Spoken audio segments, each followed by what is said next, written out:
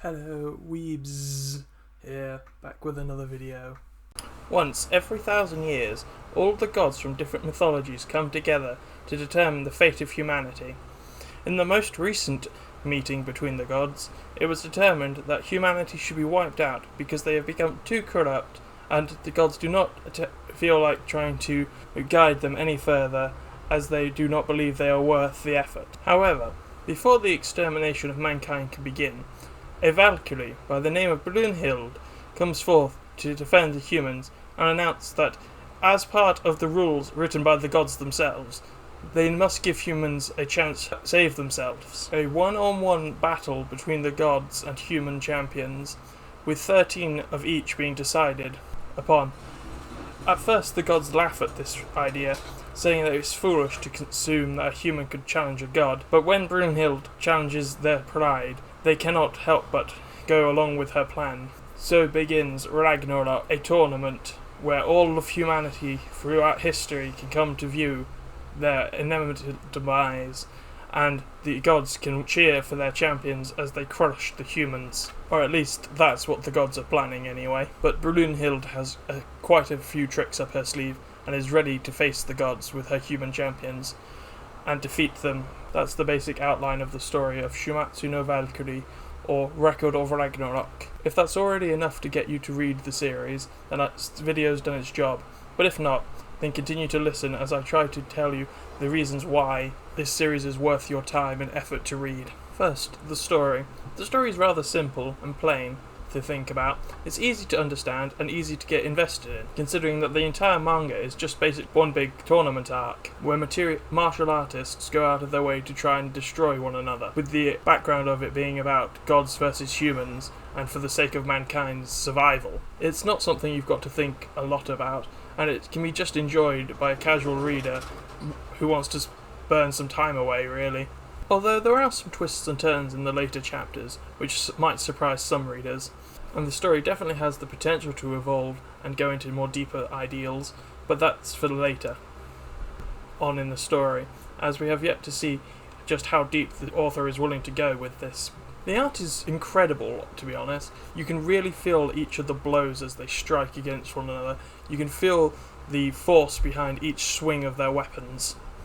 The author is really good at making facial expressions which really show the characters' emotions and the turmoil that they're going through at that very moment, or the pride that they feel in having outsmarted their opponent for the brief moment. And you never find yourself feeling lost during the fight scenes. Even when it cuts away and cuts back, you can always understand where the people are standing and how their positions have changed in the moments that you've been away, while even the quality of those in the stands watching the fight as it goes on is quite high, and the quality of the art never really dips considerably, which is quite a feat considering even in some popular manga the art can tip at times, or the things in the background aren't as well detailed as they should be. As for the characters, while you won't get stellar character development, as all the characters in the series have already developed in a way from their mythological backgrounds, so they already have a defined character, and the humans are historical individuals who have defining traits of their own, which are explained throughout their history.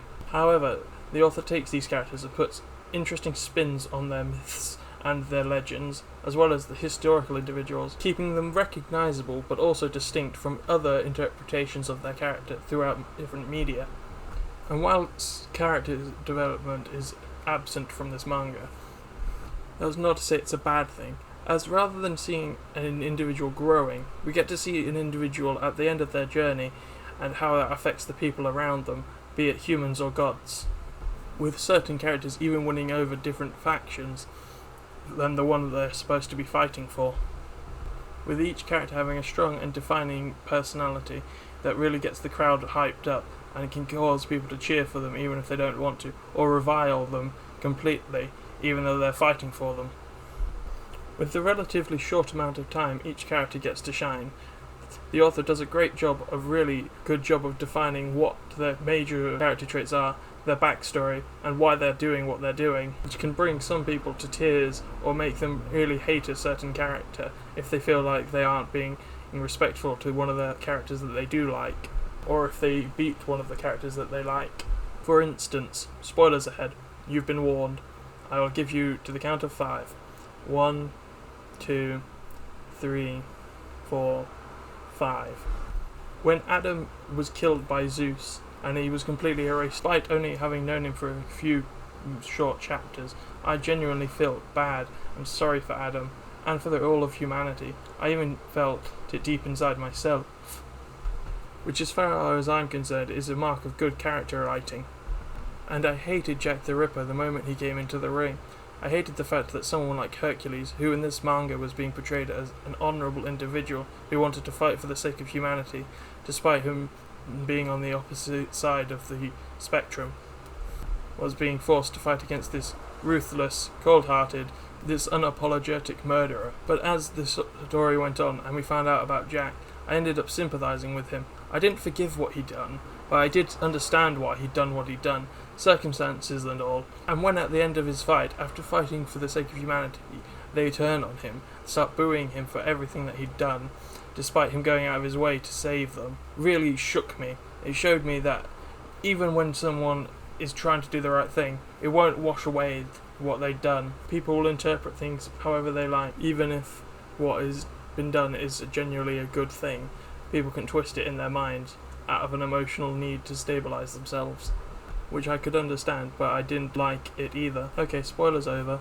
And finally, just the feel of the series. It makes you feel hype. It makes you feel like you're one of the people in the crowd cheering on for whoever you want to win, and you feeling the crush and defeat when they lose, or feeling the elation when they win. The series never leaves you bored for long, and it always has something interesting to take your mind off whatever it is that you've been going through at the moment.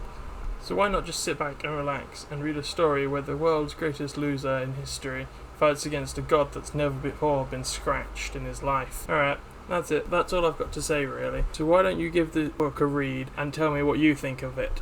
And if for whatever reason you liked this video, why not just drop a like down below? Alright, Weebs, signing off.